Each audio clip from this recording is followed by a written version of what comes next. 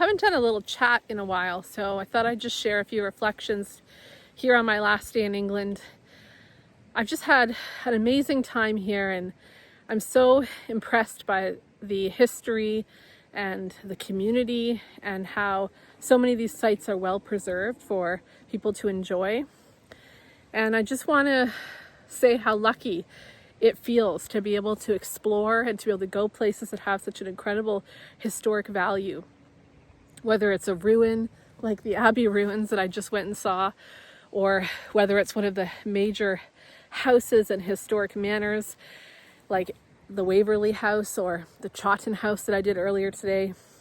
I just feel so grateful to be able to have these incredible places in our wonderful world that you can go and visit and explore and take an online tour or take a tour in person. It's just, we're all part of this incredible journey of life, and we have these opportunities to be able to explore and experience different places.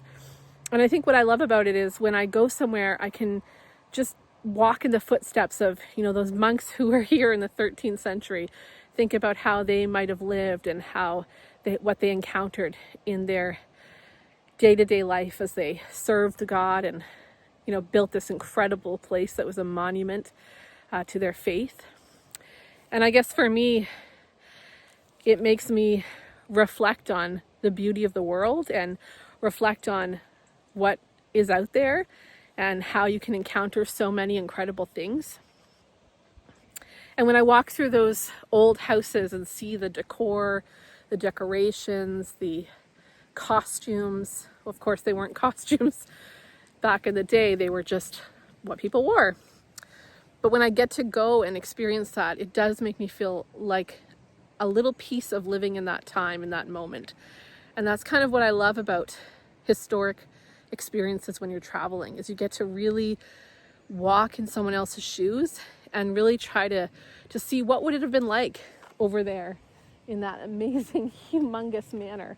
What would it have been like to live there? What would it have been like if you owned a place like that? Like, I can't even imagine. I think some people joke that I was born in the wrong time, that I should have been a lady of a major house like that. But I don't know. I think I am the lady of my own house now, and I love my family and I love my life. And what's so special about it is that I get to travel and prioritize these incredible places to visit. But it's also about preserving them. And by visiting these places, it is how they stay able to survive. The fees of people visiting them is so important to the upkeep of these houses. I mean, they said that yesterday when I was at Highclere Castle. There was just such a genuine appreciation for having visitors come. And some of these houses are still privately owned. This one behind me, I don't think it is, but the one I was at yesterday was privately owned. So you just are able to contribute towards those places. And behind me, the Abbey is not a fee-based entry. You just walk the ruins and remember for a moment the people who live there and reflect on what it would have been like to live in the countryside here. Basically to have fields all around you and, livestock or whatever it was that they were keeping. And just kind of reflect on what that would have been like to live in that moment. So even though you're not contributing financially necessarily when you go to a ruin like this, it does make me think about, the organization that maintain and upkeep these places and how you can contribute to them over time. So I certainly like to try to do that when I'm traveling. But yeah, I just wanted to have a little moment of reflection on what it's like to walk in these places that have such incredible historic value. And they have value today for any visitor who comes to reflect and appreciate in these moments. And I feel so grateful that I'm able to do that. And I hope I'll always get to travel and explore and experience new places. I had no idea that I was going to come to this place, standing in this spot today. It was not part of my schedule. It wasn't part of my plan. Sometimes being spontaneous when you travel can be such a joy.